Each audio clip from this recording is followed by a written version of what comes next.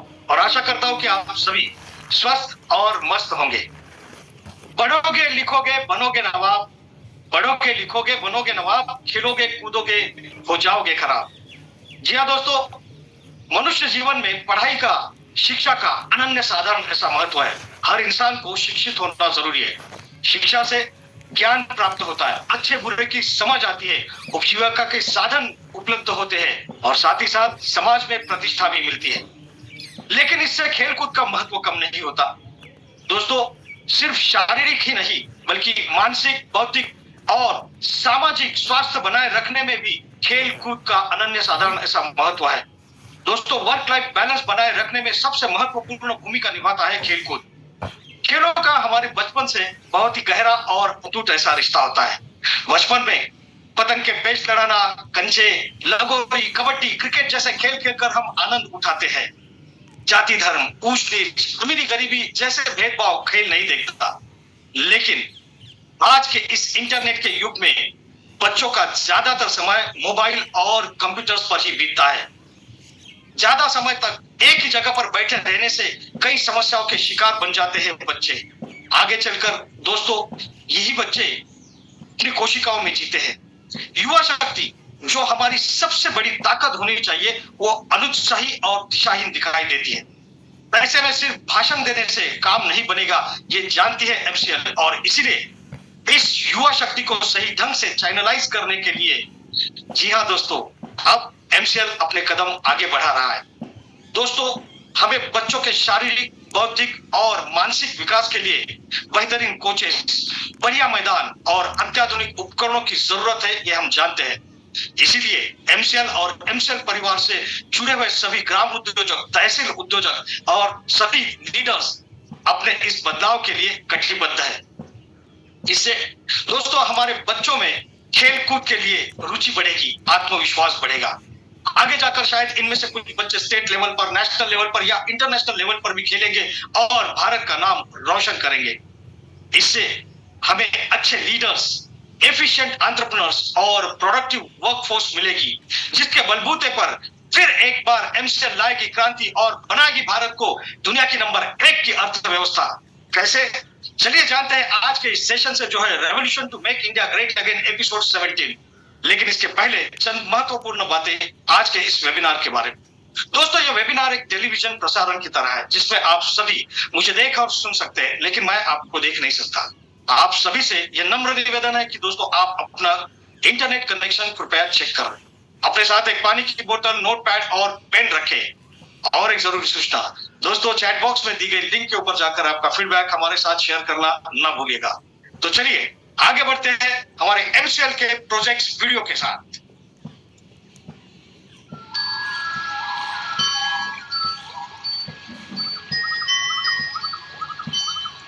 सृष्टि के निर्माण से लेकर अब तक हम इंसान विकास की एक उल्लेखनीय यात्रा कर रहे हैं।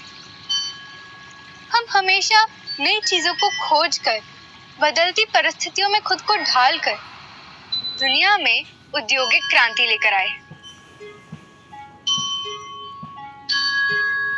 अब हमारी मौलिक जरूरतें सिर्फ खाना, कपड़े और छत नहीं रही, उसमें ईंधन भी जुड़ चुका है। और इस ईंधन की जरूरत को पूरा करने के लिए भारत करोड़ों रुपए खर्च करके दूसरे देशों से एलपीजी आयात करता है, जबकि यही आयात की हुई एलपीजी गैस दुनिया में धमाके और आग जैसी घटनाओं का सबसे बड़ा कारण है। जान का धोखा मानकर भी जरूरतमंद जब एलपीजी खरीदने निकलता है तो एलपीजी के दाम आसमान छू रहे होते हैं। भारत में लगभग 43% घरों में खाना बनाने के लिए साफ ईंधन भी नहीं मिलता और इस आंकड़े में 75% घर गांव और छोटे शहर के हैं। इसलिए जरूरतमंद प्रकृति का सहारा लेते हैं, लकड़ी का इस्तेमाल ईंधन के रूप में करते हैं। पर लकड़ी का इस्तेमाल करके खाना बनाने वाली हमारी माँ और बहन उस लकड़ी के हानिकारक धुएं का शिकार बन जाती है। उन्हें आंखों में खिंचाव, श्वसन समस्याएं, दमा और फेफड़ों के संक्रमण जैसी बीमारियों का सामना करना पड़ता है। हमारी माँ ने भी इन सारी परेशानियों का डट के सामना किया है और इन बीमारियों से लड़ते देखना हमारे लिए भी बहुत मुश्किल था।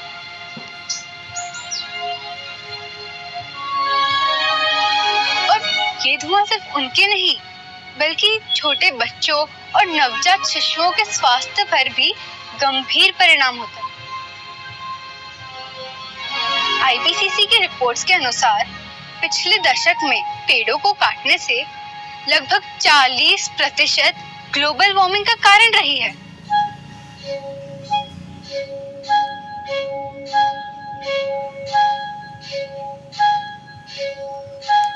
पर्यावरण और मानवीय जीवन का ये बुरा हाल हम देख नहीं सके, इसलिए हमने पर्यावरण को बचाने के लिए नैसर्गिक तरीके से एक नया मानवीय आविष्कार बनाया है, एम कुकिंग सिस्टम।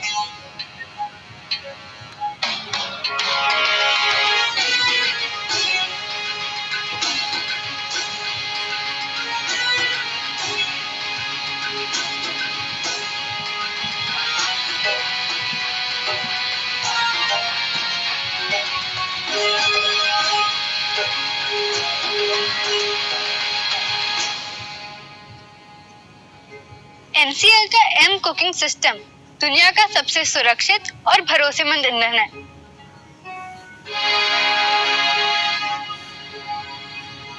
ये नेपियर घास से बनता है। नेपियर घास को काट कर नैसर्गिक तरीके से सुखाने के बाद इसे एक नया आकार दिया जाता है।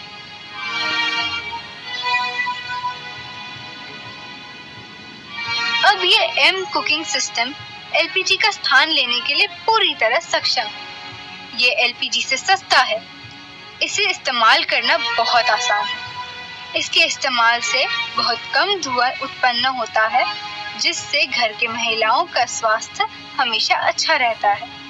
इसमें सल्फर वायु नहीं होती, इसलिए इसके इस्तेमाल से पर्यावरण को कोई हानि नहीं पहुंचती। इसकी खेती से गांव के किसानों को पैसे और युवाओं को रोजगार के नए अवसर मिलते हैं। एमसीएल के इस्तेमाल से हमारा भारत देश ईंधन के क्षेत्र में आत्मनिर्भर बन सकता है।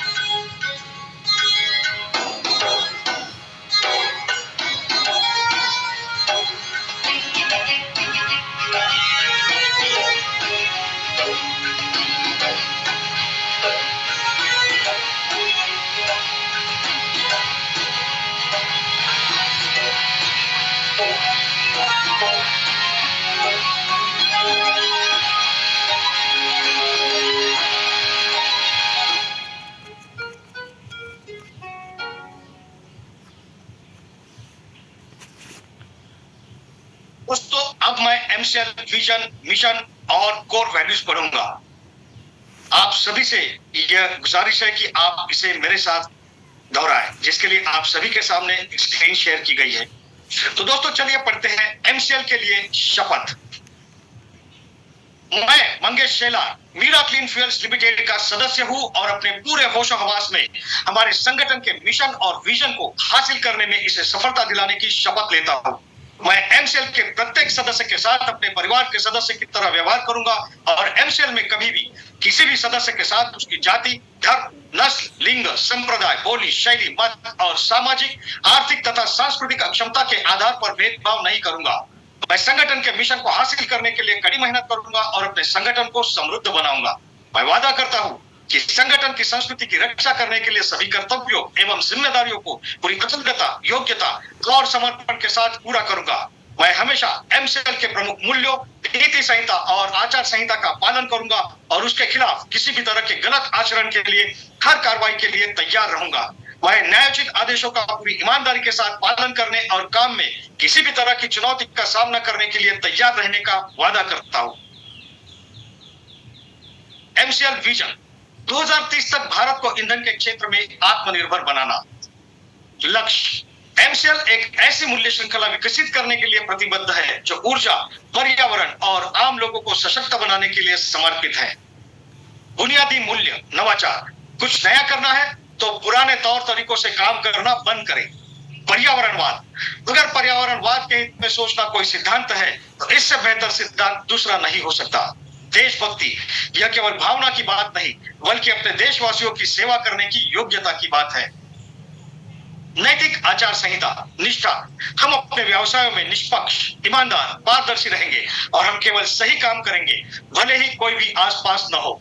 जिम्मेदारी, हमें जो काम सौंपा गया है उसके लिए हम 100% उत्तरदायी होंगे। साथ ही हम अपने ग्राहक, कर्मचारी, सदस्य, पूर्तिकार और समुदाय सहित सभी हितधारकों के प्रति उत्तरदायी होंगे। अनुराग, हम हर कार्य को मन लगाकर पूरे ध्यान के साथ करेंगे ताकि हमारे उत्पादन, हमारे नवीनीकरण, हमारे परिचालन और व्यवसाय के काम में सबसे ऊंचा मानदंड और गुणवत्ता का पालन हो सके।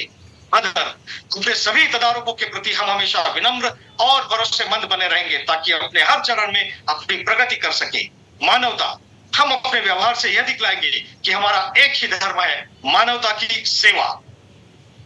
आचार संहिता, हमारे एमसीएल के मिशन को हासिल करने के लिए एमसीएल से जुड़े हर व्यक्ति को आजीवन इस आचार संहिता का पालन और प्रचार करना चाहिए। गोपनीयता अनुरक्षण, एमसीएल आपको बहुमूल्य जानकारी सिखाती है और बांटती है। उस गोपनीय जानकारियों को अपने परिवार के सदस्यों और करीबी दोस्तों सहित किसी भी व्यक्ति को नहीं बताना चाहिए। आपको जो डिजाइन, ड्राइंग और दस्तावेज बताए और दिए गए हैं उन्हें किसी भी व्यक्ति के साथ बांटने के लिए ईमेल न करें और न ही इसकी फोटोकॉपी तैयार करें। जितनी जल्दी हो सके घमंड करना छोड़ दे।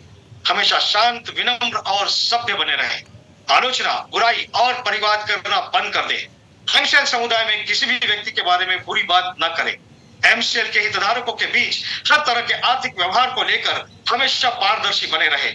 याद रखें कि हमेशा धनराशि आपके द्वारा किए गए कष्ट की प्रतिफल होगी। किसी भी प्रकार के प्रतिस्पर्धी कारोबार, एमएलएम, धर्म या राजनीति को बढ़ावा देने वाली बातों की हमारे समुदाय में बिल्कुल भी अनुमति नहीं है। समय निष्ठा सफलता की कुंजी है। एमसीएल समुदाय द्वारा बुलाई गई हर बैठक के लिए सभी को समय पर उपस्थित रहना चाहिए। ज्येष्ठ और वरिष्ठ जनों के लिए आज्ञाकारी रहे। समुदाय के साथी सदस्यों, कनिष्ठों और महिलाओं की सुरक्षा करें। आपके साथ हर व्यक्ति को सुरक्षित महसूस होना चाहिए। वास्तविक और निष्ठावान प्रशंसा करें। हमेशा अपने आसपास के लोगों को उनके सकारात्मक गुणों की अन्वेषणा के माध्यम से प्रेरित करें और उन गुणों के बारे में सार्वजनिक रूप से प्रचार करें। समुदाय के साथी सदस्यों पर नजर रखें। यदि आपको कोई सदस्य नियमों का उल्लंघन करता हुआ नजर आता है तो कृपया इसे लिखित रूप से प्रशासन की जानकारी में लाने से न हिचकिचाएं। उल्लंघन करने वालों को सख्ती से दंडित, निलंबित, निष्कासित किया जाएगा। तो चलिए दोस्तों, अब हम आगे बढ़ते हैं हमारे आज के थॉट ऑफ द डे यानी कि आज के हमारे सुविचार की ओर। और आज का हमारा सुविचार है सिद्धि बनना सीखो। सिद्धि बनना सीखो क्योंकि कोई भी इंसान एक रात में सफल नहीं होता। जी हाँ दोस्तों, चाहते तो सभी है सफल बनना, लेकिन चंद मुट्ठी भर लोग ही इस मुकाम को हासिल कर पाते हैं क्योंकि हमें रिजल्ट्स की बहुत जल्दी होती है और रिजल्ट्स ना मिलने पर हम अपनी कोशिशें छोड़ देते हैं। लेकिन जो अपनी कोशिशें जारी रखते हैं वही एक ना एक दिन सफल होते हैं, अपनी मंजिल पाते हैं। और इसीलिए दोस्तों, हमें कभी भी हौसला नहीं छोड़ना चाहिए, अपनी जिद पर अड़े रहना चाहिए। तो चलिए दोस्तों, आमंत्रित करते हैं हमारे अगले स्पीकर जिनके हौसले हैं बुलंद और इरादों में है जान। एमसीएल परिवार की शान, executive director of MCL miss Prachi Dhole. Thank you Mangesh sir. नमस्कार, एमसीएल परिवार में एक बार फिर से मैं आप सबका स्वागत करती हूँ। और चलिए हम बढ़ते हैं आज के वेबिनार सेशन की ओर। आज की जो कहानी है वो ऐसे एक फैब्रिक की है कि जिस फैब्रिक के लिए, एक ऐसा इंडियन फैब्रिक जिसने दुनिया पे राज किया, और उसने सिर्फ दुनिया पे राज नहीं किया बल्कि वो इस मुकाम तक गया कि उस फैब्रिक के लिए पूरे दुनिया में स्मगलिंग स्टार्ट हो गई। तो आज की जो कहानी है वो है फैब्रिक चिन्स। ये उसको यूरोपियन कंट्रीज में बोला जाता है।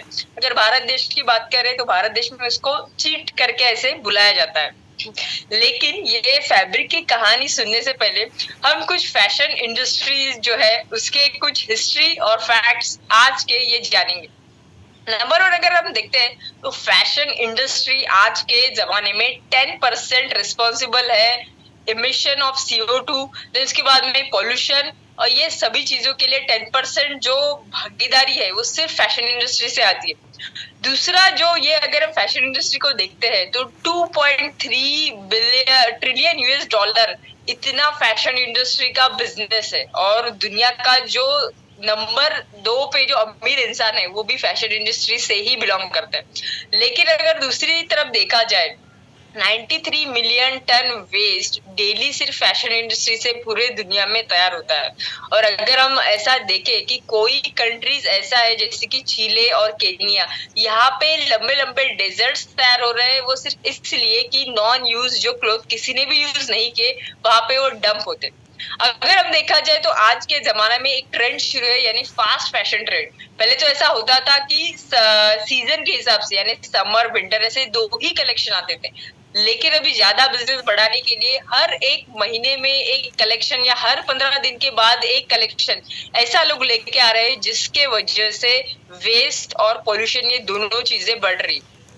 लेकिन अगर हिस्ट्री देखा जाए तो पूरे दुनिया में एक ही ऐसा देश था जो पूरे दुनिया का फैशन ट्रेंड सेट करता था, और वो था भारत देश। ये फैब्रिक की बात करें तो ये फैब्रिक जो है वो यूरोप में इतना फेमस था कि इसके अलावा यूरोपियन कंट्रीज में दूसरा कौन से भी लोग प्रिफर नहीं करते थे, जिसकी वजह से उनका जो लोकल मार्केट है वो धीरे धीरे ठप होने लगा। ऐसा जब यूरोपियन कंट्रीज को दिखा, फ्रांस, इटली, ऐसे लोगों ने इसका जो इंपोर्ट है भारत से उन्होंने बंद कर दिए। ये सब चीजें ब्रिटिश आने से पहले थी, लेकिन बंद करने के बाद में भी वो उनकी जो मांग थी वो उतनी ही थी।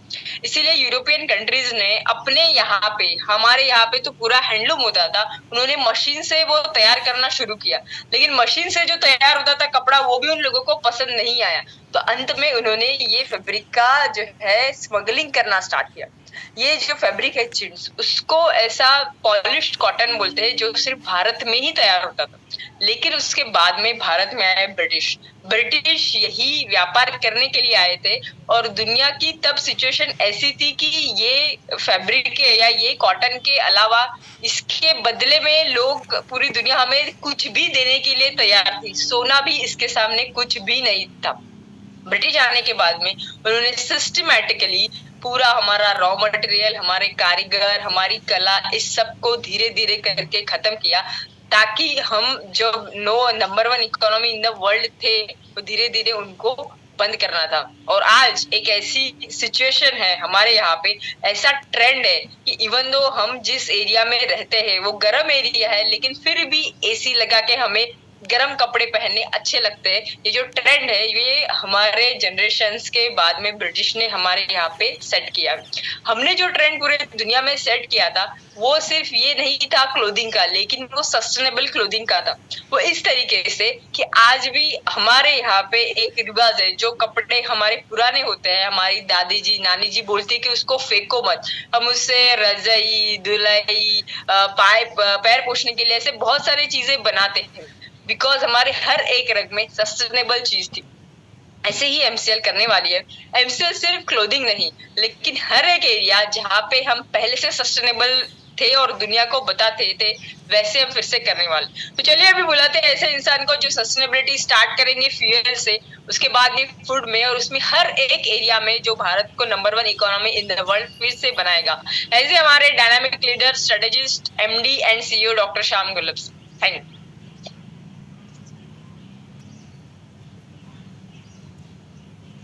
Thank you madam.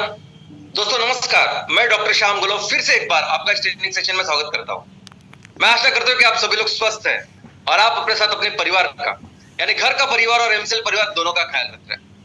मैं ये भी उम्मीद करता हूं कि आप सभी लोग 1 घंटा बहुत अच्छी एक्सरसाइज कर रहे हो, अपने हार्ट, अपने लंग को मजबूत कर रहे हो और अपनी इम्यूनिटी को बढ़ा रहे हो। तो चलिए शुरुआत करते हैं आज के इस सेशन के साथ।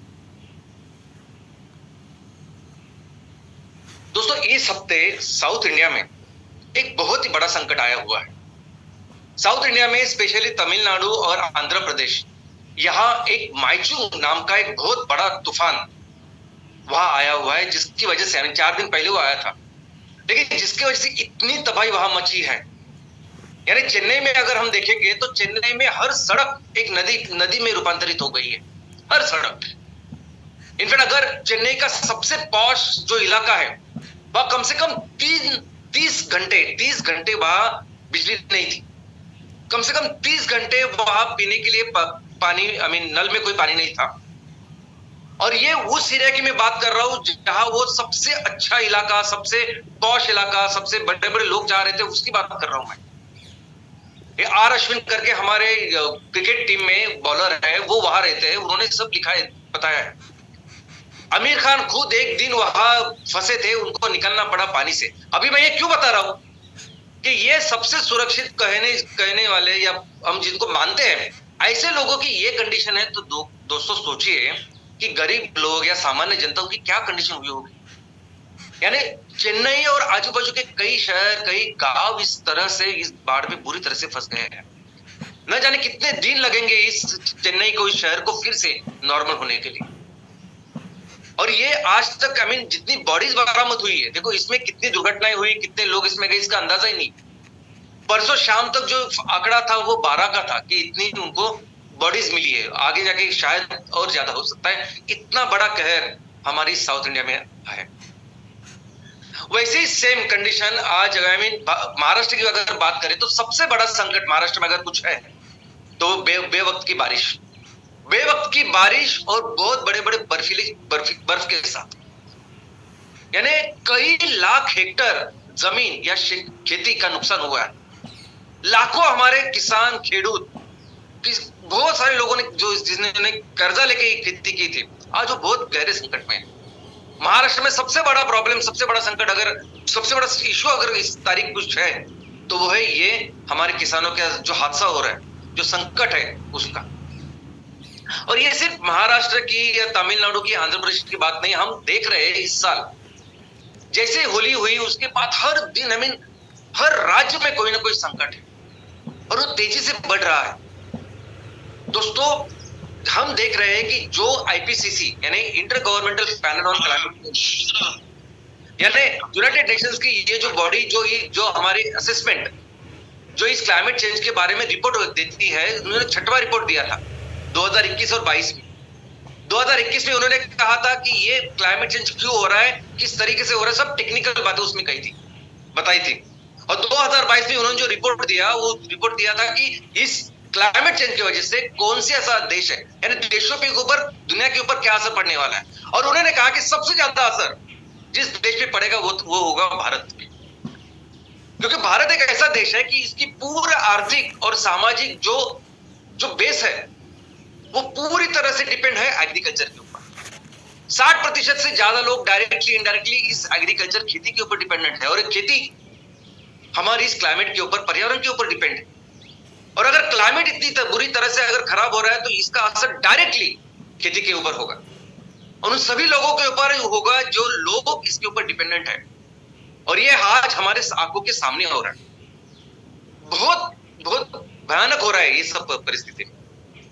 और ऐसी परिस्थिति में भी ये संकट भारत का तो है ही, लेकिन ये पूरी दुनिया पे छाया हुआ है। दोस्तों आज हर देश ये नहीं जानता कि आगे क्या होगा, कौन सा तूफान आएगा, कैसे क्या होगा, कि जिसकी वजह से हम और इस कंडीशन में कोई कुछ भी नहीं कर सकता। कितना भी डेवलप्ड देश हो या कोई भी अनडेवलप्ड या डेवलपिंग नेशन, तो कोई कुछ नहीं कर सकता। इसलिए आज इस वक्त पूरी दुनिया में एक परिषद भी चालू है, और जो परिषद हर साल 14 दिन के लिए होती है और वो सिर्फ इसी विषय के ऊपर काम करती है। और वो विषय है ये क्लाइमेट चेंज, वो विषय है ये ग्लोबल वार्मिंग, ये बड़ा दुनिया का बड़ा संकट है। आज उस परिषद को 10 दिन हुए हैं और 4 दिन बाकी चल रहा है वो, और सभी सिर्फ इसी ऊपर बात कर रहे हैं कि कैसे इस संकट को बचाए, इस संकट से बचे, कैसे इस संकट को दूर करें, क्या करें। अभी इसमें पैसे की कोई बात ही नहीं, क्योंकि आज ये 8वें दिन 83 बिलियन डॉलर से भी ज्यादा, यानी 7 लाख करोड़ तो उन्होंने ऐसे ही डोनेशन के लिए रखे कि बाबा इस संकट से बचो आप। कोई इन्वेस्टमेंट नहीं, कोई रिटर्न ऑन कोई रिटर्न नहीं चाहिए, कुछ नहीं चाहिए, सिर्फ संकट से बचना है। इसलिए उन्होंने अभी 7-8 दिनों में 7 लाख करोड़ रखे कि बाबा कुछ तो करो। और सबको पता है कि हम जो जिसके ऊपर काम कर रहे हैं, यानी सोलर है, इलेक्ट्रिक व्हीकल है, ये सस्टेनेबल सोल्यूशन है ही नहीं। इनमें आंकड़े देखेंगे तो कोल का उपयोग बढ़ रहा है दिन ब दिन इस संकट के साथ। तो कौन और कैसे करेगा ये सब कुछ। और ऐसी परिस्थिति में सर आपको अंदाजा ही नहीं है कितना महत्वपूर्ण रोल है एमसीएल का। आपको अंदाजा ही नहीं है कि आने वाले दिनों में हम सभी ग्लोबल प्लेटफॉर्म पे होंगे। जो काम आज हम कर रहे हैं तहसील में, गांव में, आपको अंदाजा ही नहीं इसकी कीमत क्या है, इसकी इंपॉर्टेंस क्या है। आज कौन से गहरे संकट में दुनिया है और इससे बाहर निकलने का पूरा प्लान ही नहीं। ये 1000 से ज्यादा जो हमारे स्टार्टअप से इतने सारे उद्योजक हैं, जिस तरीके से हम लोग काम कर रहे हैं, लोग बोल रहे कि 2 प्रोजेक्ट लगाओ, 5 प्रोजेक्ट लगाओ, 10 पहले उनको चलाओ, लेकिन समझता ही नहीं उनको कि हम क्या सोल्यूशन तैयार कर रहे हैं और किसके लिए कर रहे हैं। और हमें आपको अंदाजा ही नहीं है कि आने वाले दिनों में एमसीएल कितने बड़े ग्लोबल प्लेटफॉर्म पे रहेगा। इनफैक्ट मैं आपको कुछ बात बताना चाहता हूं दोस्तों, यूनाइटेड नेशंस है ना, यूनाइटेड नेशंस या संयुक्त राष्ट्र संघ, ये दुनिया में जितने भी देश है उनकी संगठन है। जितने भी देश आज की तारीख में हमारे दुनिया में 197 इतने सार्वभौम देश है, वो सभी इसमें शामिल है। अभी यूनाइटेड नेशन की शुरुआत हुई 1945 में, 1945 में। इनफैक्ट जब पहला विश्व युद्ध हुआ 1914 से लेकर 1918 तक, तभी 1918 में सभी देशों में जितने भी देश थे इसमें युद्ध में शामिल, उनको लगा कि युद्ध नहीं होना चाहिए, लोग एक आने चाहिए, उन्होंने एक दूसरे के साथ वार्तालाप करने चाहिए, डिस्कशन करना चाहिए और जो भी प्रॉब्लम है वो सॉल्व करने चाहिए, युद्ध नहीं करना चाहिए। लेकिन उन्होंने फिर इसके लिए एक लीग ऑफ नेशन करके एक संस्था का निर्माण किया, लीग ऑफ नेशंस। लेकिन इस संस्था में अमेरिका ने भाग नहीं लिया, जो इंपॉर्टेंट कुछ देश थे उन्होंने भाग नहीं लिया, तो उसका कुछ फायदा नहीं हुआ और दूसरा विश्व युद्ध चालू हुआ। दूसरा विश्व युद्ध जैसे ही खत्म हुआ 1945 में, सबसे पहले ये 50 देश जो सब इस युद्ध में शामिल थे, उन्होंने अमेरिका में इस संगठन की शुरुआत, और इस संगठन का सिर्फ एक ही फोकस था, इसके आगे कभी भी युद्ध नहीं होना चाहिए, पूरी दुनिया में सिर्फ शांति रहनी चाहिए। तो शांतता इस एक चीज के लिए इस यूनाइटेड नेशन की शुरुआत हुई। और लेकिन दोस्तों, जैसे जैसे यूनाइटेड नेशन की शुरुआत हुई, जैसे जैसे काम करने लगा, ये बहुत ही इंपॉर्टेंट प्लेटफॉर्म, बहुत ही इंपॉर्टेंट संगठन दुनिया का बन गया। कई सारे ऐसे मसले, कई सारे ऐसी प्रॉब्लम, चीजें जो 2 देशों के बीच में, कई सारे देशों के बीच में थी, वो यूनाइटेड नेशन के स्तर पर वो सॉल्व होने लगे। यूनाइटेड नेशन उसके वहां लोगों को जाके मदद करने लगा, देशों को मदद करने लगा। अब सिर्फ इस वॉर के लिए, शांति के लिए नहीं, लेकिन अगर कोई सामाजिक, कोई आर्थिक कोई चीज है जहां मिलके अगर कुछ काम करना है, उसमें भी यूनाइटेड नेशन बहुत ही इंपॉर्टेंट उन्होंने रोल निभाया। इनफैक्ट 1945 के बाद अगर आप देखोगे इस पूरे शतक में कई सारी ऐसी चीजें हैं जो यूनाइटेड नेशन की वजह से सॉल्व हुई। तो बहुत ही इंपॉर्टेंस इस यूनाइटेड नेशंस का बढ़ा पूरी दुनिया में, और यही कारण है कि आज की तारीख में दुनिया के सभी देश आज इसका हिस्सा है। और ये होने के बाद फिर 2000 में सभी देश के लोग इकट्ठा आ गए, सभी देशों के राष्ट्राध्यक्ष इकट्ठा आए परिषद, और फिर उन्होंने बताया, मिलेनियम समिट ऐसे कहते हैं, और उन्होंने फिर डिसाइड किया कि यूनाइटेड नेशन का इतना अच्छा रोल है, यूनाइटेड नेशन इतनी अच्छी तरह से काम कर रही है, बहुत इंपॉर्टेंट महत्वपूर्ण संगठन पूरी दुनिया के लिए बन चुका है। तो अभी इन्होंने अपना काम भी, रोल भी बेहतर करना चाहिए, और उन्होंने फिर डिसाइड किया कि यूनाइटेड नेशन वो संगठन बनेगा जो दुनिया को एक सही दिशा में लेके जाएगा। यूनाइटेड नेशन वो संगठन बनेगा कि वो दुनिया के लिए पॉलिसी डिसाइड करेगा कि कौन से पॉलिसी पे देशों ने काम करना चाहिए, किस राह में जाना चाहिए, उसके लिए क्या करना चाहिए, इसके लिए एक्शन प्लान भी वो बनाएगा। सो बहुत ही इंपॉर्टेंट या महत्वपूर्ण रोल यूनाइटेड नेशन की शुरुआत हुई इस मिलेनियम समिट से, इस 2000 से।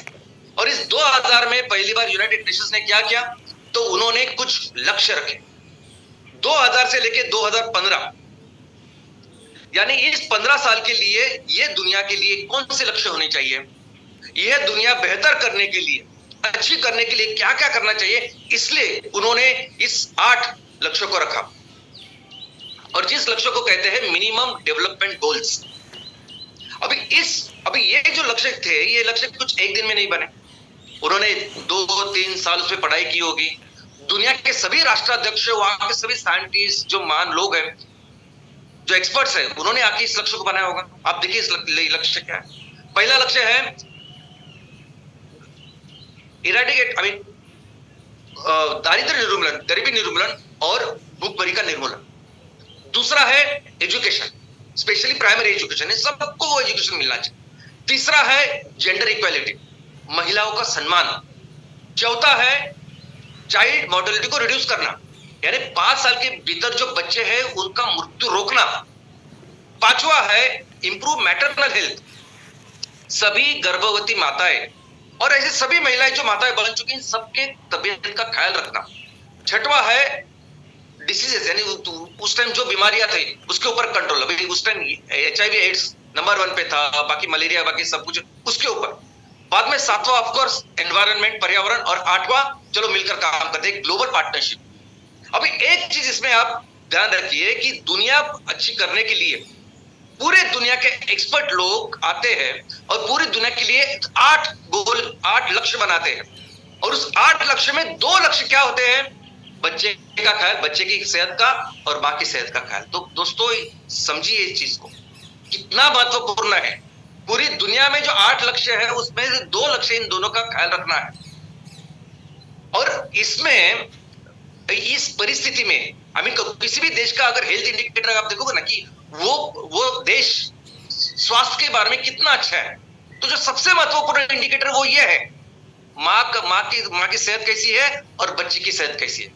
और ऐसी परिस्थिति में आपको अंदाजा ही नहीं है कि कितना इंपॉर्टेंट रोल है हमारे इस MCS का, इस कुकिंग सिस्टम का। हम कहते हैं कि दुनिया अभी आज भारत में 43% ऐसे परिवार हैं कि जो आज भी बायोमास, गोबर इसका इस्तेमाल कर रहे हैं और खाना पका रहे हैं। लेकिन पूरी दुनिया की अगर हम कंडीशन देखेंगे तो पूरी दुनिया में 40% ऐसे परिवार है, ऐसे लोग हैं जो आज भी खाना बनाने के लिए इस बायोमास का, इस गोबर का इस्तेमाल कर रहे हैं। और बाकी का जो बाहर का एयर प्रदूषण बढ़ रहा है ना, हवा का प्रदूषण, और जिसकी वजह से हमें खांसी पीसी सब कुछ हो रहा है, उससे 100 गुना, 200 गुना, 400 गुना तक ज्यादा पोल्यूशन होता है जब आप खाना बनाने के लिए इसका इस्तेमाल करते हो घर पे।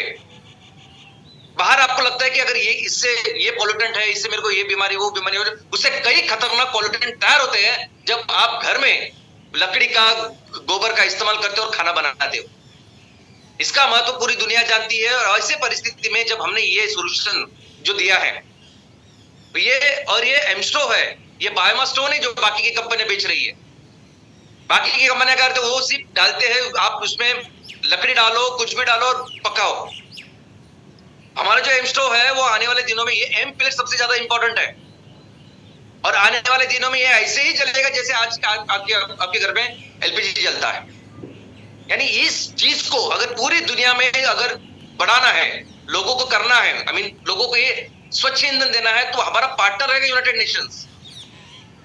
और दूसरे देश में अगर बांग्लादेश में जाके करना है, किसी दूसरे देश में, श्रीलंका में जाके करना है, तो वहां के किसान ही करेंगे इसको, वही माल वो तैयार करेंगे, रॉ मटेरियल वही हम उसको तैयार करके उनको बेचेंगे।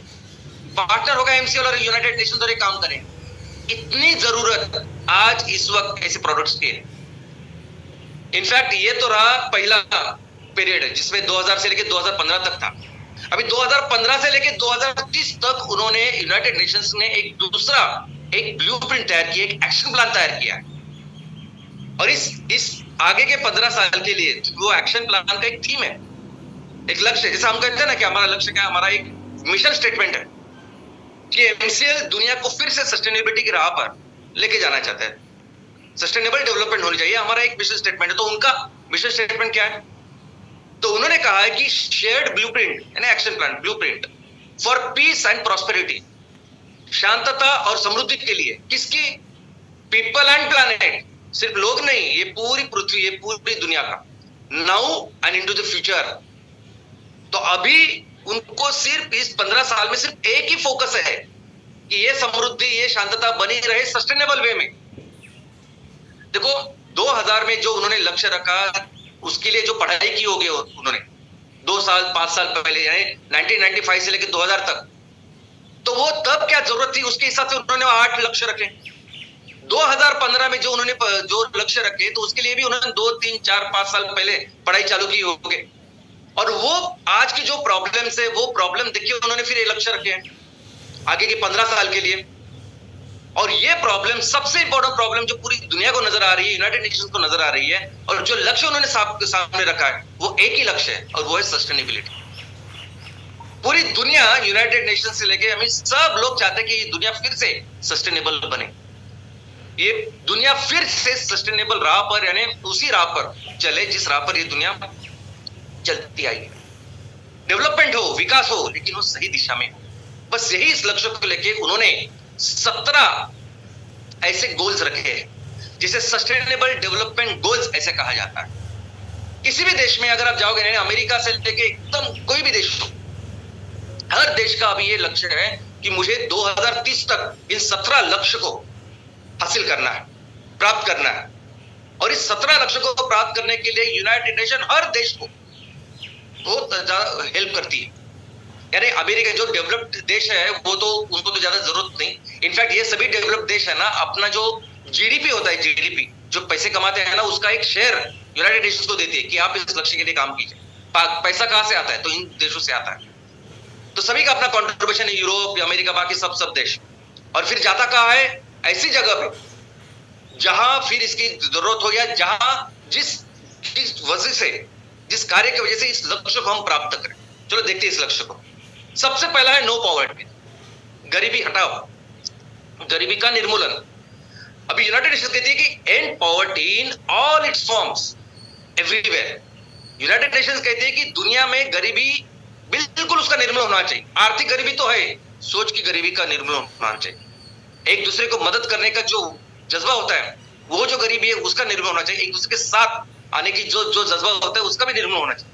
बाकी का तो जाने दीजिए, सबसे पहले जरूरी है आर्थिक गरीबी का निर्मूलन। और हमारे 5 ई के मिशन में अगर आप देखोगे, एमसीएल अभी 5 ई मिशन के ऊपर काम कर रही है। उसमें एक ई क्या है? उसमें एक ही है कि economic development of each and every family. यानी जो लक्ष्य यूनाइटेड नेशंस का अगर दुनिया के लिए है, तो एमसीएल का भी लक्ष्य हर फैमिली के लिए है, हर परिवार के लिए, हर तहसील, हर गांव और शहर के लिए। और ऐसा नहीं कि हमने सिर्फ लक्ष्य रखा है, हमें पता है कि हम क्या करेंगे, हमें पता है कि हमें क्या करना है। अगर कोई फैमिली पहाड़ों में रहती है, कोई जंगलों में रहती है, कोई समुद्र के किनारे है, कोई रेगिस्तान में है, तो क्या कर सकती है वो फैमिली की जिसकी वजह से उनको सस्टेनेबल इनकम मिलेगा? क्या तैयार कर सकते हैं, कैसे कर सकते हैं, ये पूरा हमको पता है। और अगर ये पूरी रोड मैप, ये पूरा ब्लूप्रिंट रहेगा, अगर हम सामने खड़े रहे, तो हमारा पार्टनर रह गए यूनाइटेड नेशन से काम करने के लिए। और ये उनके जो पैसे होते हैं ना, ये पैसे एक्चुअली लाइक उनका एक जैसे सीएसआर कहते हैं, कॉर्पोरेट सोशल रिस्पॉन्सिबिलिटी, वैसे यानी उनको अपेक्षा नहीं होती कि उसको कुछ रिटर्न मिलने चाहिए। हमने अगर रिटर्न देना चालू किया, यानी अगर वो 100 बिलियन दे रहे हैं और हम लोग बोल रहे कि आपको सिर्फ 105 बिलियन हम लोग देंगे, तो यानी 5% भी अगर हमने उनको साल में दिया परसेंटेज, तो उनको बहुत ज्यादा है, बहुत ज्यादा इसमें इन्वेस्टमेंट हो सकती है ऐसे कामों में। दूसरा जो इनका लक्ष्य है वो जीरो हंगर, कोई भी भूखा पेट नहीं सोना चाहिए। लेकिन सिर्फ इतना ही नहीं, वो कहते हैं कि and hunger, achieve food security सबसे इंपॉर्टेंट है, एंड इंप्रूव न्यूट्रिशन सकस आहार होना चाहिए, एंड प्रमोट सस्टेनेबल एग्रीकल्चर। दोस्तों ये जो मिट्टी है ना, मिट्टी, इसकी वजह से हम लोग सब है, हमारे सबकी उत्पत्ति इस मिट्टी से हुई है। सभी जीव, ये मिट्टी है जो वनस्पति तैयार करते हैं और उससे को खाते सभी लोग और पूरी दुनिया जिंदा। लेकिन ये जो मिट्टी है ना, इस मिट्टी में भी जान है, जिंदा होती है मिट्टी, जिसकी वजह से हमें सकस आहार मिलते हैं। और वो जान हो क्या होती है?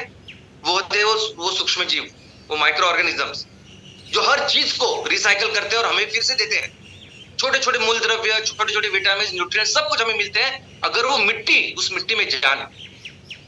और ये केमिकल्स देके, ये केमिकल्स यूज करके सबको खत्म कर रहे हैं हम लोग। दिन ब दिन हमारे देश में नहीं, दिन ब दिन खेती कहीं भी हो रही, उसकी जो प्रोडक्टिविटी है वो कम हो रही है, क्योंकि उसमें से वो जान निकल जा रही है। आज देखोगे हमारे देश के, आप एग्जांपल लीजिए, हमारे देश में कोई भी राज्य, हर राज्य में आज एक संकट है खेती के ऊपर। क्या संकट है? अनकंट्रोल्ड पेस्ट, अनकंट्रोल्ड इंसेक्ट्स ऐसे आते हैं। इसका ये डिसीज हो गया, उसको डिसीज हो गया, यानी जो फसल आ रही है ना, उस फसल में कोई इम्यूनिटी ही नहीं है आज की तारीख में, और इसीलिए वो सब हो रहा है। पर ये संतुलन पहले से है ना, ये जो वातावरण का, पर्यावरण का संतुलन पहले नहीं ऐसा होता था। पहले की फसल भी वैसे होती, सब कुछ अच्छा था, और अभी फसल में बिल्कुल जान नहीं है, इसलिए इतनी सारी बीमारियां हमारे फसलों पे आ रही है। और इसका अगर सही सॉल्यूशन है, तो सॉल्यूशन सिर्फ एक ही है, ऑर्गेनिक फार्मिंग। बंद करना पड़ेगा इस केमिकल्स को। और दोस्तों आपको पता है, हम जो मिलकर जो ऑर्गेनिक फर्टिलाइजर तैयार करने वाले हैं, इसको फर्टिलाइजर नहीं, हम उसको सॉइल कंडीशनर कहेंगे। इसका कारण यह है कि हम जिससे अभी लोग आपको ये बताते होंगे कि आप गीला कचरा भी डालो, उससे भी खत होता है, उससे भी खाद तैयार होती है। लेकिन हम किसी भी कचरे से नहीं बना रहे हैं ना, हम नेपियर ग्रास से बना रहे हैं। वो नेपियर ग्रास जो आज की तारीख में हम फॉडर करके खाद करके इस्तेमाल कर रहे हैं, इसमें इतनी सारी चीजें हैं, तो उससे अगर जब फर्टिलाइजर बनाएंगे वो इतना बेहतर रहेगा। और इससे हम लोग जब खेती करेंगे तो खेती में फिर से वो चीजें आएंगी। और ये काम अगर हम लोग कर रहे हैं, ये करना चाहते हैं, अगर हम पूरी दुनिया को यही सॉइल कंडीशन तैयार करके बेचना चाहते हैं, तो सबसे पहला पार्टनर अगर हमारा कोई होगा तो यूनाइटेड नेशंस। यूनाइटेड नेशन का तीसरा लक्ष्य है good health and wellbeing. United Nations कहती है कि ensure healthy lives and promote wellbeing for all at all ages. बच्चों से लेके बूढ़ों तक सभी जेंडर्स के लोग हमेशा सेहतमंद होने चाहिए। अभी मुझे एक बात बताइए, सेहत क्यों बिगड़ रही है आज? नंबर 1 कारण है एयर पोल्यूशन, हवा। सिर्फ आप आज जिससे बिजली बन रही है, उस बिजली में उससे सिर्फ कोयला हटा दो, उस कोयला हटा दो जिससे बिजली बना, उसमें सिर्फ एमकोल डालो, ये सभी हवा ही बदल जाएगी। और इसका ये जो चीज है, ये पूरी दुनिया को अच्छी तरह से पता है कि क्या रोल कर सकती है एमकोल, ये हवा कैसे शुद्ध कर सकती है एमकोल। दूसरा जिसकी वजह से तबीयत बिगड़ रही वो है पानी। बेसिक चीज पानी, नंबर 1 कारण अगर पानी खराब हो रहा है तो वो है कचरा। और हमारे 5E मिशन में सबसे पहला जो मिशन है एनवायरनमेंट, उसमें पहला काम हमें करना है जीरो वेस्ट तहसील। हर तरह के सॉलिड वेस्ट या लिक्विड वेस्ट को हम रिसाइकल करेंगे। और वो कुछ बहुत रॉकेट साइंस नहीं है, सबको इट इज एस्टैब्लिश्ड टेक्नोलॉजी है, ऐसा कुछ है नहीं। लेकिन इसको इस तरीके से सिस्टमैटिकली करना ये लोग नहीं कर, हमें करना करेंगे हम। और तीसरा है खाना। लोगों की सेहत अगर बिगड़ रही है, इसका मतलब है खाना नहीं अच्छा है। जो खाने में पहले मिलता था वो नहीं मिल रहा है आज। मुझे पता है कि जब मैं बचपन में था, बचपन में कितनी भी धूल होती थी, कुछ भी होता था, मुझे कभी छींक नहीं आई, कभी मैंने खांसी नहीं की, इतनी इम्यूनिटी होती थी। और अभी आज कुछ कचरा निकला, कुछ हुआ तो मुझे वो चालू हो जाता है स्नीजिंग। यानी आज की इम्यूनिटी हमारी कम हो रही है बिकॉज खाना नहीं हमें अच्छा मिल रहा है। आज देखिए ना बीमारियां कौन सी आ रही है, कौन सी बीमारी आज? सभी वायरल बीमारी है। अभी ये कोरोना से लेके चिकनगुनिया लीजिए, कोई भी दवा, कोई भी बीमारी आप लीजिए, ये क्या पहले नहीं थे क्या? ये आज आए क्या? नहीं, ये अनादि काल से है। ये सभी वायरसेस आजू बाजू में हम इनमें जीते आ रहे हैं, हमारी इम्यूनिटी कम हो रही है। और ऐसा वायरल इन्फेक्शन आप लेके डॉक्टर के पास जाएंगे ना, डॉक्टर कुछ दवा नहीं किसी के पास, वो बोलेगा अपनी इम्यूनिटी आप शांत रहो 4-5 दिन बस, और इम्यूनिटी को बेहतर करो बस। और इसके लिए जरूरत है अच्छे खाने की, और इसके लिए जरूरत है ऑर्गेनिक फर्टिलाइजर की, और इसके लिए जरूरत है एम कैफे। एम कैफे कल अगर 5000 एम कैफे निकालने हैं ना, कि जिसमें हम लोग ऑर्गेनिक फूड ही लेंगे, तो इस 5000 एम कैफे को करने के लिए यूनाइटेड नेशन हमारे साथ रहेगा और ये फंडिंग के अरेंजमेंट करेगा।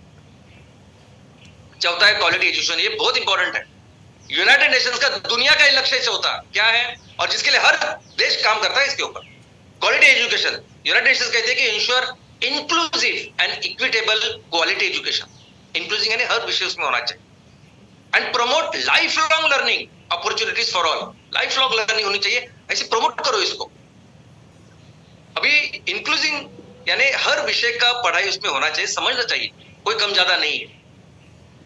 मैं अपने बारे में बोलता हूँ, जब मैं स्कूल में था 10वीं तक मैंने जो इतिहास पढ़ा, मुझे बिल्कुल कभी इतिहास अच्छा नहीं लगा। और मुझे तो ये लगता था कि क्यों इतिहास पढ़ना चाहिए। मैं हमेशा ऐसा टेक्निकल साइंस करता था, और बाद में मैंने पूरा जो पढ़ाई की वो साइंस की।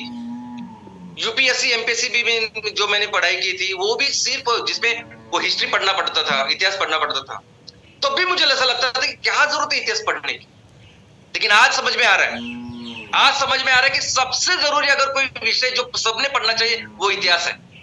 आज जिस सिचुएशन में आप हम सभी लोग हैं, समाज है, इस सिचुएशन में कई सारे लोग थे पहले, और ऐसे सिचुएशन में अगर 100 लोग डूबे हैं तो 20 लोग उभरे भी है, सामना किया उन्होंने इस परिस्थिति को, बेहतर किया खुद को। और ऐसे वो 20 लोग हैं जिनको वंदन करते हैं हम लोग, जिनकी पढ़ाई करते हैं हम। पढ़ना चाहिए तो कि हमको समझे कि आज क्या करना है, कल क्या करना होगा, कौन से डिसीजन लेने चाहिए हमने। और ये लाइफ लॉन्ग लर्निंग दोस्तों दुनिया में कोई भी ऐसी कंपनी नहीं, कोई भी आप ढूंढ के मुझे बताइए, कोई भी ऐसी कंपनी नहीं होगी जो इस कंपनी में सभी डायरेक्टर मिलके हर हफ्ते उसी टाइम पे आपको एक नए टॉपिक के ऊपर बताने की, सिखाने की कोशिश करते हैं। सभी डायरेक्टर्स हैं उसमें, ऐसा जिंदगी में पूरी दुनिया में नहीं है कोई। और हाँ, मीटिंग लेते होंगे वो, टारगेट की मीटिंग, क्या हुआ, कैसे हुआ, हम उसके लिए है क्या? कौन ऐसा करता है? कौन ऐसे नए टॉपिक वगैरह करता? कोई नहीं। ये सैटरडे सेशन का मतलब क्या है? क्यों करना है सैटरडे सेशन? हर ग्राम पंचायत में, हर म्युनिसिपल वार्ड में जब हम बोल रहे हैं कि इसकी जरूरत, इसका महत्व आप नहीं जानते। एमसीएल जो दिल से ऐसा कर रहा है ना, इसका महत्व आप नहीं जानते, वो तो सब लोग जानते हैं। और सब लोग जानते हैं कि अगर मेहनत से आप ये करते हो तो आपको अंदाजा नहीं कि हम कितने बेहतर है एज अ ऑर्गेनाइजेशन पूरी दुनिया में। जेंडर इक्वालिटी, यूनाइटेड नेशंस कहती है कि achieve gender equality and empower all women and girls. अभी ये जो चीज है पूरी दुनिया के लिए, जो पूरी दुनिया पुरुष प्रधान संस्कृति है सपोज, लेकिन हमारे जो 5 ई मिशन है, उस मिशन में 5 ई में से एक ई है एम्पावरमेंट, सक्षमीकरण किनका? Farmers and self help groups, महिलाएं। स्पेशली लिखा है, ये इसलिए लिखा है क्योंकि हम सोचते हैं वैसे, यूनाइटेड नेशन ने वो किया, बाद में हमने सोचा, और बाद में ऐसा कुछ नहीं है कि इतने साल सब मेहनत करने के बाद ये सब कर रहे हैं हम लोग।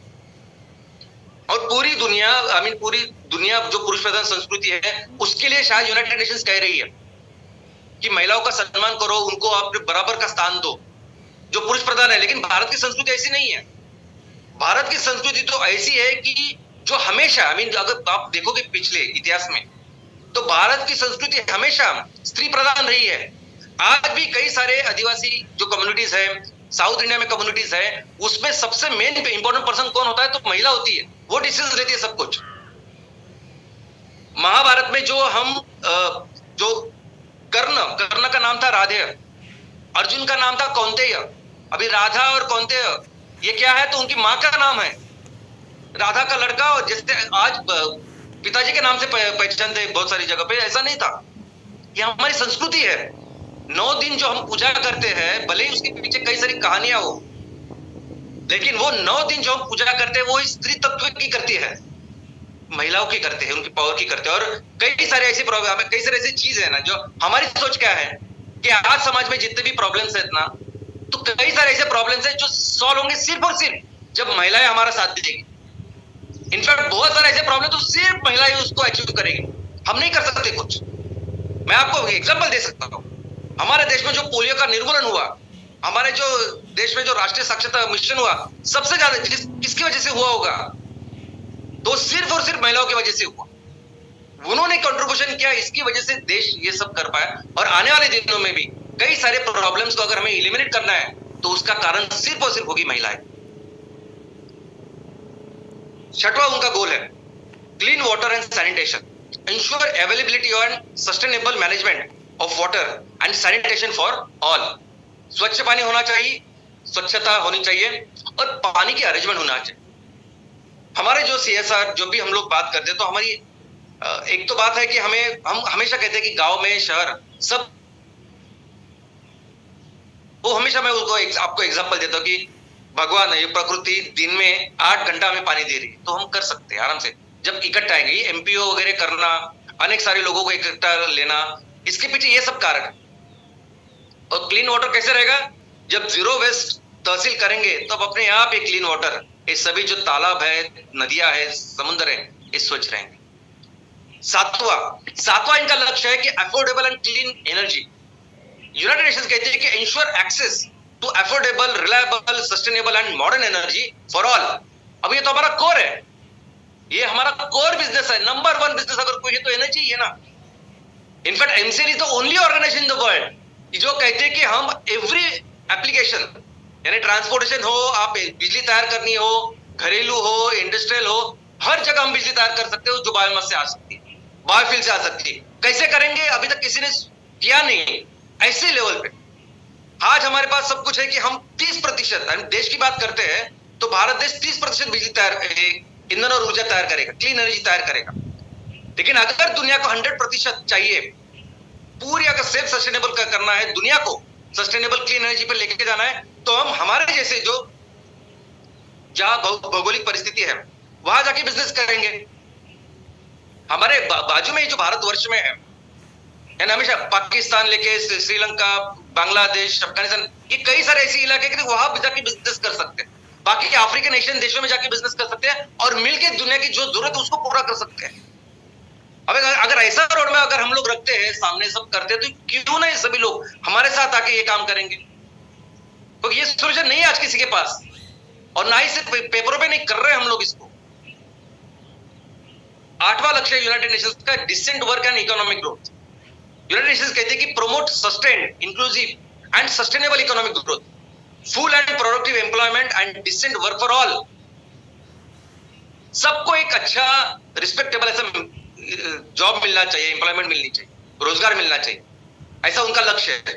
और हमारे 5 ई के मिशन में पहला ई एनवायरनमेंट है, दूसरा ई है एम्प्लॉयमेंट फॉर ऑल। जो भी जिसको काम करने की जरूरत है उसको काम हम देंगे। कोई गृहिणी अगर बोलते कि मैं 4 ही घंटा काम कर सकती हूं, तो 4 घंटा काम करें, कंट्रीब्यूट करें। और वो कैसे करेंगे, क्या करेंगे, ये सब हम कर रहे हैं ना। ये सभी जो सस्टेनेबल चीजें हम लोग बनाएंगे तो मैक्सिमम चीजें ये यंत्रों से नहीं बनाएंगे। ये हमारी महिला बचत गट बनाएंगे, हमारे युवा बयान बनाएंगे। और ऐसी चीजों का अगर रोड मैप हमारे पास है, ऐसी चीजें अगर हम लोग कर रहे हैं, तो इसको प्रमोट करने के लिए तो है ये सब लोग जो कर रहे हैं। 9वां लक्ष्य है कि industry innovation and infrastructure, build resilient infrastructure, promote inclusive and sustainable industrialisation and foster innovation.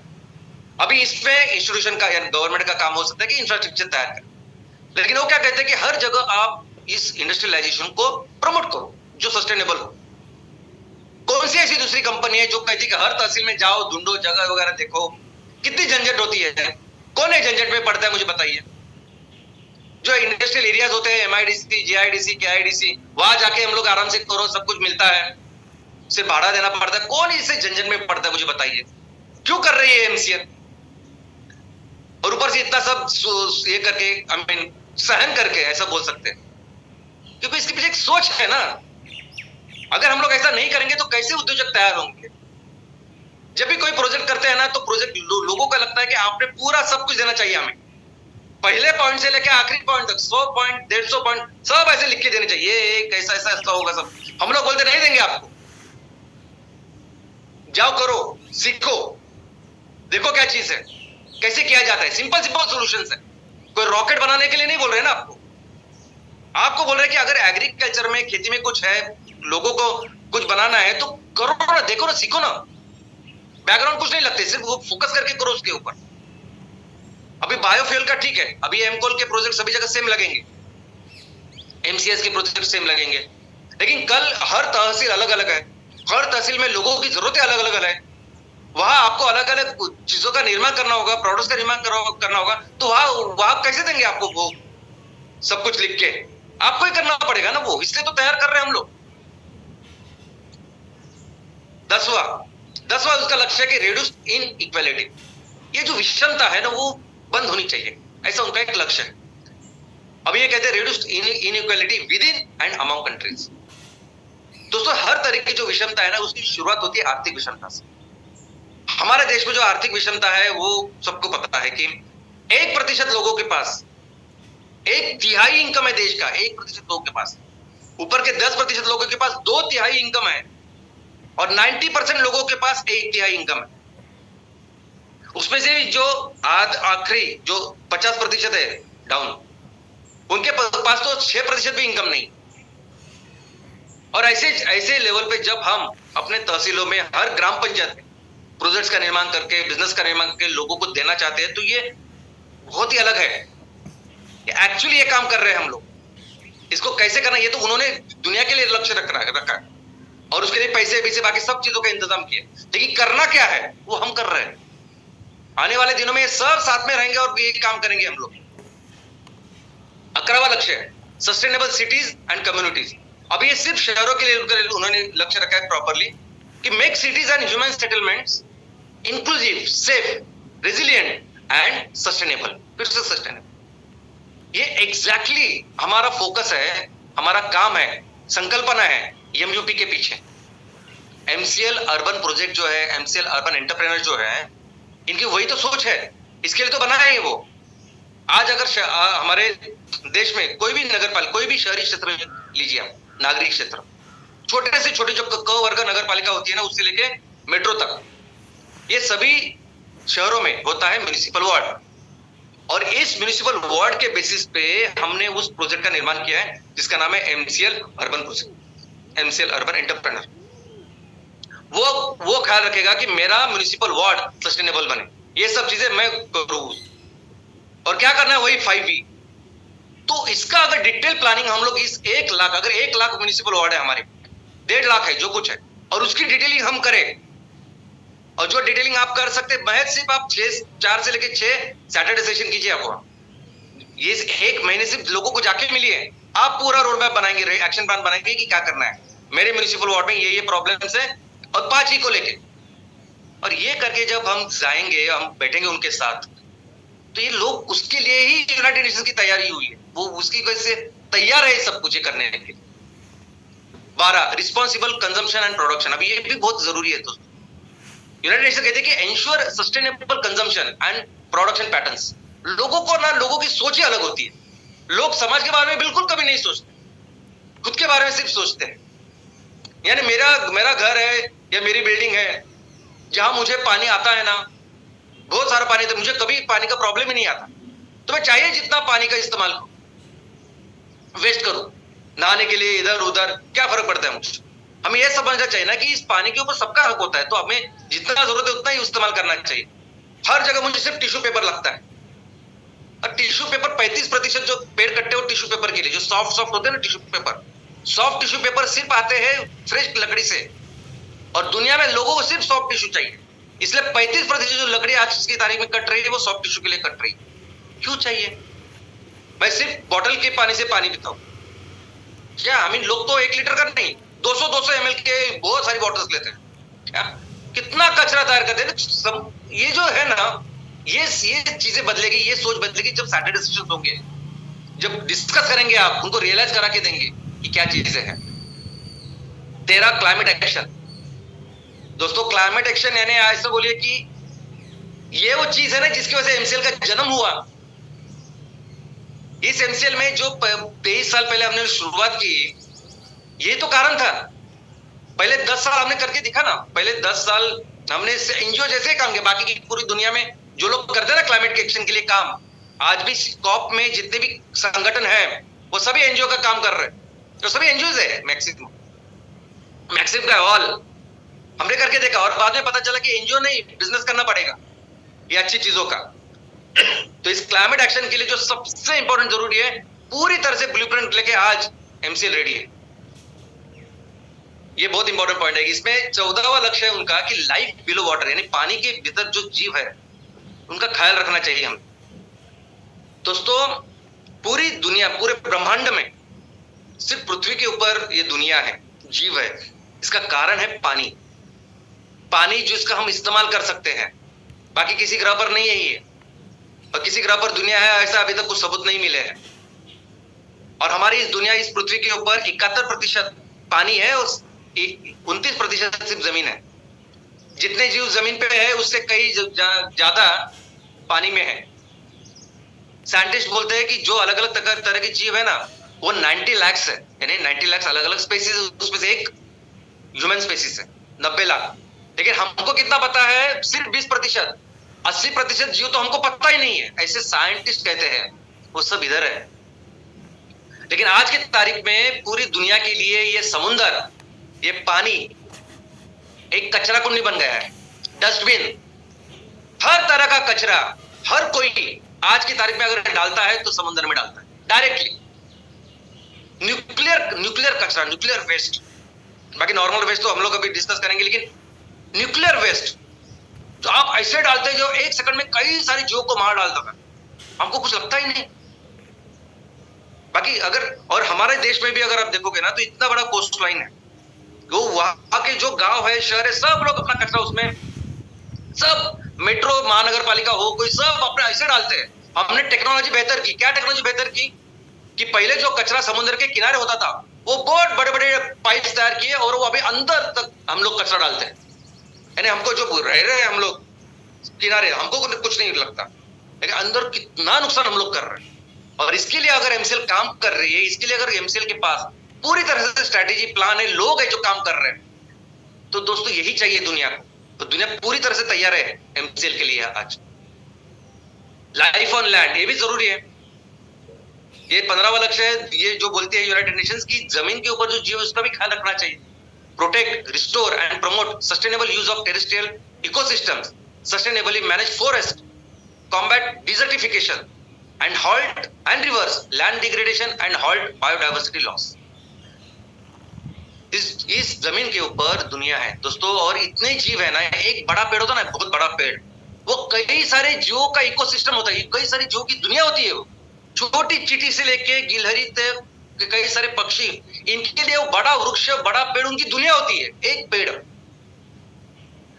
हम जब पेड़ लगाने की कोशिश करते हैं ना, हम लोग मिलके कभी कभी करते हैं, सब मिलके चलो पेड़ लगाने का करते हैं, कार्यक्रम वगैरह से करते हैं। कितने पेड़ लगाते हैं हम लोग, कितने बड़े होते हैं, क्या होता है हमको पता है। नंबर 1 दुश्मन आज इन पेड़ों का, इस जमीन का, इन जीवों का अगर कुछ है पूरी दुनिया में नंबर 1, तो वो है कोयला। आज की तारीख में जहां भी कोयले की खदानें हैं, आपको अंदाजा ही नहीं है, ऐसे घने घने जंगलों में है।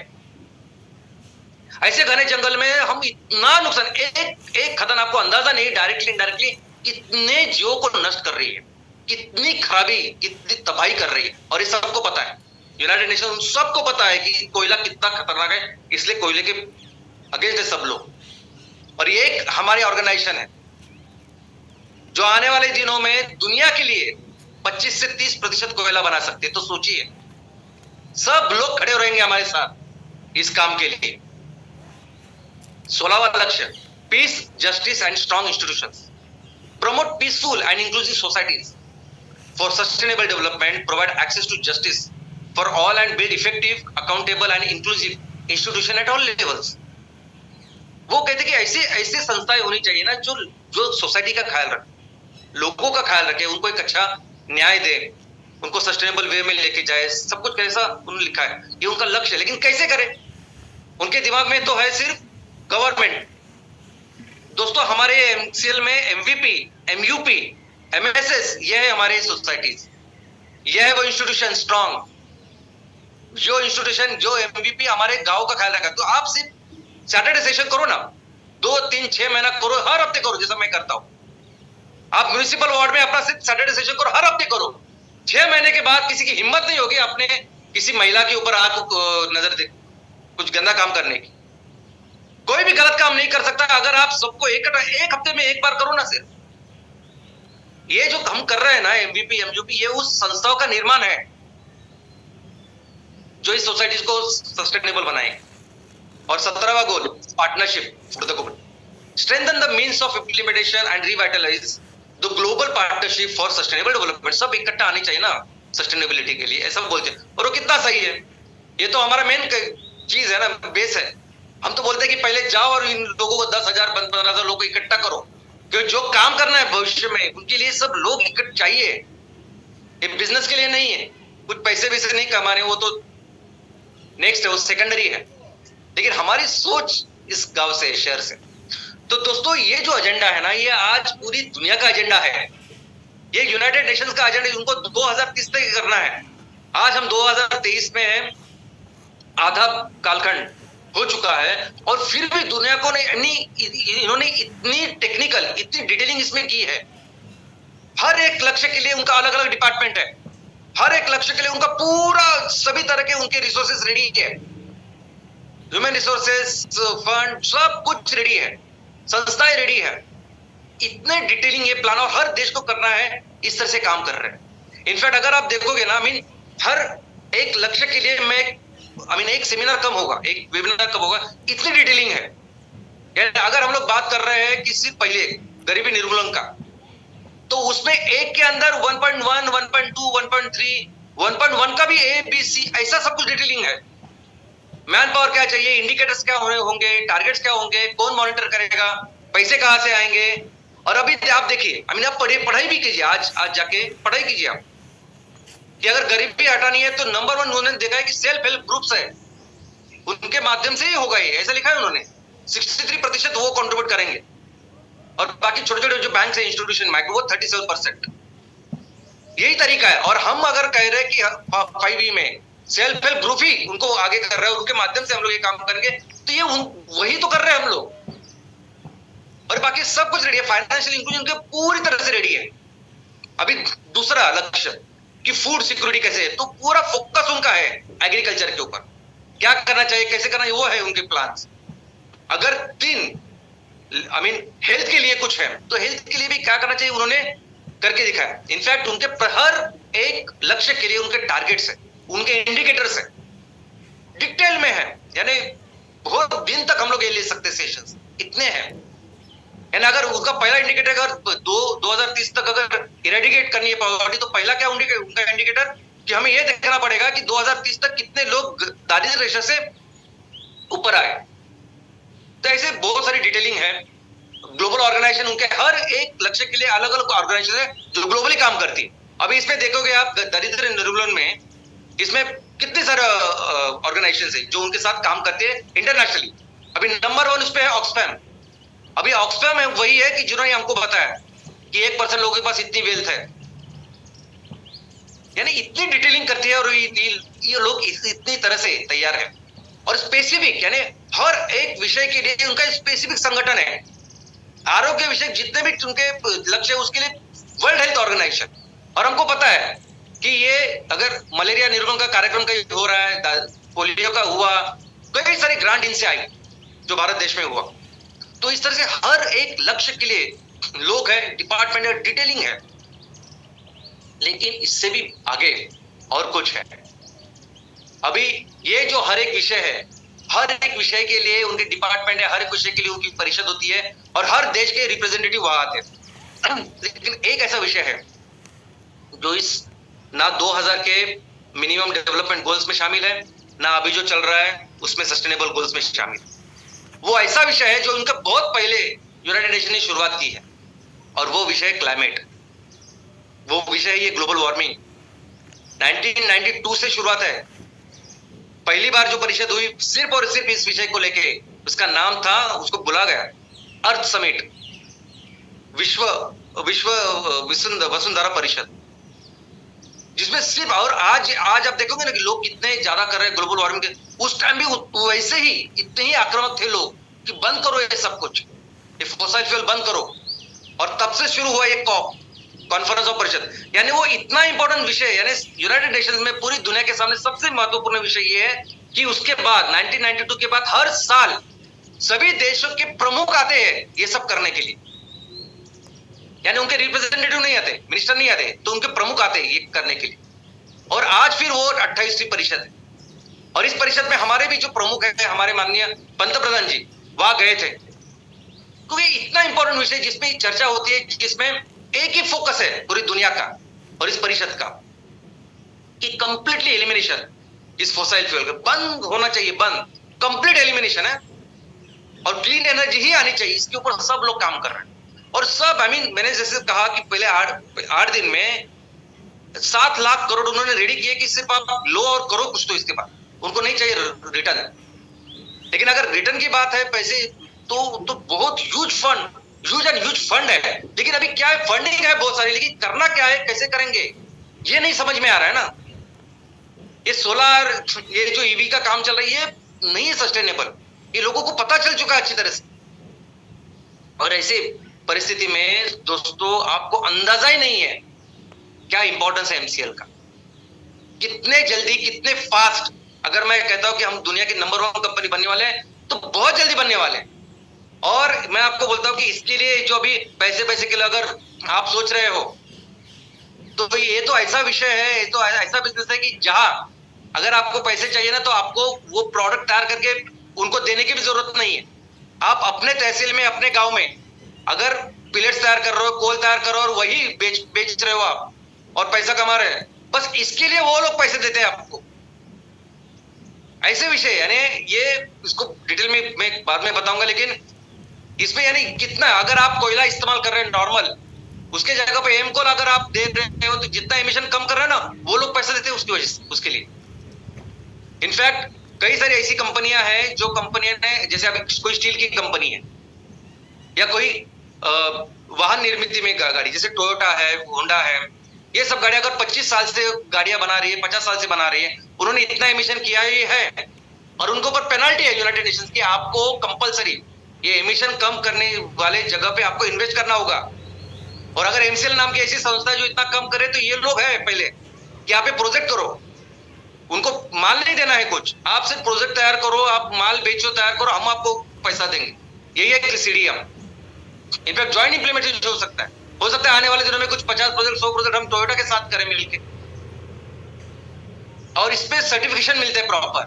आप अगर एक काम कर रहे हैं तो कितना होगा, कितना कम होगा, इसे प्रॉपर सर्टिफिकेशन होते हैं जो सीआर कहते हैं, इसके यूनिट्स होते हैं कि अगर आप एमकोल का उपयोग इस्तेमाल कर रहे हैं, एमसीएस का इस्तेमाल कर रहे हैं, तो कितना इमिशंस आप कम कर रहे हैं, ये सब उसमें पढ़ाई होती है, एकदम डिटेलिंग है इसमें। कार्बन क्रेडिट जनरेट होते हैं, यानी आप जो फोसिल फ्यूल उसका इस्तेमाल रोक रहे हो तो बात है, लेकिन जो कार्बन डाइऑक्साइड है हवा में, उसको कैसे कम कर रहे हो, और उसको कम करने को उसको एब्जॉर्ब करने का तरीका सिर्फ है वनस्पति। और वो वनस्पति जो सबसे फास्ट ग्रो करती है, सबसे ज्यादा ग्रो करती है, उसको ज्यादा कार्बन डाइऑक्साइड चाहिए। वनस्पति के लिए तो खाना है कार्बन डाइऑक्साइड, और अगर हमारा नेपियर ग्रास इतने फास्ट ग्रो कर रहा है, ये थोड़े से जगह पे इतना सब कुछ आ रहा है, इसका मतलब ज्यादा कार्बन डाइऑक्साइड खा रहे हो। यानी जो पैसे जो हमें मिलने हैं वो आपके हमारे नेपियर ग्रास के वाई से चालू होंगे जो हम लोग काम कर रहे हैं। और इसकी प्रॉपर एसोसिएशन है ट्रेडिंग, यानी जैसे हमारे पास हमारे यहाँ जो बॉम्बे स्टॉक एक्सचेंज है, नेशनल स्टॉक एक्सचेंज है, जहाँ कंपनी अपने शेयर्स के आदान प्रदान करती है, बेचते हैं, खरीदते हैं, पैसा लाते हैं, वैसे प्रॉपर ऑर्गेनाइजेशन है जहाँ ये सब सिर्फ ये काम होता है। सिर्फ इतना बड़ा विषय बन चुका है ये। यहाँ ग्रीन इन्वेस्टमेंट स्कीम्स है, कल हम बोलेंगे ना कि हमें 1000 प्रोजेक्ट 2000 प्रोजेक्ट लगाने हैं इसकी वजह से, और ये उसका स्केल है, ये सब कुछ है, वो कर रहे हो काम। इसीलिए आने वाले दिनों में दोस्तों, अगर सस्टेनेबिलिटी डेवलपमेंट इस सभी लक्ष्यों को पूरा करने में जो संगठन सबसे बड़ा काम करने वाला है जागतिक स्तर पर, वो होने वाला है एमसीएल। सस्टेनेबिलिटी की जब बात आएगी तो सबसे बड़ा काम, सबसे बड़ा बिजनेस, सबसे बड़ा अर्थव्यवहार करेगी एमसीएल। और इन चीजों की वजह से भारत दुनिया का सबसे बड़ा, यानी आर्थिक रीत्या नंबर 1 देश बनने वाला है, और मिलकर हम अपने देश को दुनिया का सबसे महान देश भी बनाने वाले। धन्यवाद। साथ रहेंगे और भारत को बड़ी आर्थिक महासत्ता बनाने की बात करेंगे। ये जज्बात श्याम सर हमें हर फ्राइडे सुनाते हैं, उन्होंने आज भी सुनाया और बहुत बारीकी से बताया कि वो कैसे करने वाले हैं। जी हाँ, गुड मॉर्निंग एमसीएल परिवार, और एक फ्राइडे वेबिनार श्याम सर का हमारी सोच पे एक जोरदार प्रहार। आज आपने सुना MSD मिलेनियम सस्टेनेबल गोल्स। मैं आपको बताऊं, इतना बारीकी से इन गोल्स के ऊपर अगर कोई ऑर्गेनाइजेशन काम कर रहा है तो एमसीएल है, और कोई लीडर इसके आधार पर एक कंपनी खड़ी कर रहा है तो डॉक्टर श्याम शिवाजी वल्लभ सर है। तो मैं आपको ये बताना चाहता हूं कि मिलेनियम सस्टेनेबल गोल्स ये एक्चुअल में सस्टेनेबल गोल्स है। That M stand for MCL। आप अपने घरों के दीवारों पे जल्दी लिख के रखिएगा कि जो MSCG है, जिसको वर्ल्ड पूरा करना चाहता है, वो पूरा करने की ताकत, वो दमखम एक अकेली संस्था में है, और वो है आपका और हमारा MCL। Thank you Shyam sir, एक एक गोल को आपने जिस बारीकी सुनाया, और उसके अंदर उसके माध्यम से उसके ऊपर सॉल्यूशन की तरह एमसीएल कैसे काम करेगा या कर रहा है, वो दुनिया के लिए सबक है। जी हाँ, हम दुनिया में बेमिसाल बनेंगे और बन के रहेंगे। उसमें से एक छोटा हिस्सा था चिंग्स, जो फैशन की स्टोरी थी। तो देखिए हम क्या है, हम क्या कर सकते हैं, ये बताने का काम एमसीएल करेगा भारतवासियों को, और हम दुनिया पे राज करेंगे। Thank you very much for listening to us one more Friday webinar. Thank you very much, all stakeholders, our channel partners, our BDAs, senior BDAs, consultants, and all MSS, MVPs. Thanks a lot. जी हाँ, मैं और एक बार बड़शान से कहूंगा, हम सबको इस देश की मिट्टी का वास्ता है और MCLE सुजलाम सुफलाम नए भारत का रास्ता है। जय हिंद, जय MCL। Thank you very much doctor लवेश sir and thank you very much Prachi madam. दोस्तों, मैं आप सभी को आज फिर एक बार याद दिलाना चाहता हूं कि चैट बॉक्स में जो लिंक आप लोगों के साथ में शेयर की गई है, उस लिंक के ऊपर जाकर आपका फीडबैक हमारे साथ शेयर करना न भूलिएगा। दोस्तों, इसी के साथ हम आगे बढ़ते हैं और शुक्रिया अदा करते हैं डॉक्टर श्याम घोलप सर का, जिन्होंने हमें बताया कि जागतिक स्तर पर जिस प्रकार से यूनाइटेड नेशंस ऑर्गेनाइजेशंस ने काम शुरू किया है और सस्टेनेबल गोल्स के ऊपर काम कर रहे हैं, लेकिन इसके पहले से ही जिस प्रकार से हम पूरा MCL परिवार इन गोल्स के ऊपर काम कर रहा है, लेकिन सिर्फ काम करने का तरीका सोच विचार ही नहीं, बल्कि ग्राउंड लेवल पर जाकर हमने इसकी ऑलरेडी शुरुआत कर दी है। दोस्तों, हमारा MVP हो, MUP हो या फिर हमारा MSS हो, हमारे सारे किसानों का जो संगठन है या फिर हमारी जो अलग अलग फैक्ट्रियां, ये प्रतीक है कि हमने किस लेवल पर इसका काम शुरू किया है। दोस्तों, इसी के बलबूते पर हम ये कहना चाहते हैं कि आने वाले दिनों में MCL ही वो कंपनी होगी जो इन सस्टेनेबल गोल्स के ऊपर सही मायने में काम करेगी और फिर एक बार दुनिया में भारत का नाम रोशन करेगी और भारत को जागतिक आर्थिक महासत्ता बनाएगी। Thank you very much doctor Shyam sir for enlightening us. Thank you. दोस्तों, साथ ही साथ शुक्रिया अदा करना चाहूंगा हमारे सारे सीनियर सस्टेनेबल कंसल्टेंट्स, हमारे सारे MSS, हमारे सारे PDA, हमारे सारे MVP, MUP और साथ ही साथ हमारे सभी स्टेक होल्डर्स। दोस्तों, आप ही की बदौलत हम यहाँ तक पहुंच पाए और आने वाले दिनों में MCL जो मुकाम हासिल करने वाली है, इसमें सबसे बड़ा श्रेय आप ही लोगों का होगा। इसी के साथ मैं मंगेश शेलार आप सभी से रिक्वेस्ट करूंगा कि आप अपने परिवार का और संपूर्ण MCL परिवार की सेहत का ख्याल रखिएगा और साथ ही साथ ये कहूंगा कि इसी तरह से जुड़े रहिएगा। अगले शुक्रवार फिर मिलेंगे, तब तक के लिए धन्यवाद। Recording stopped.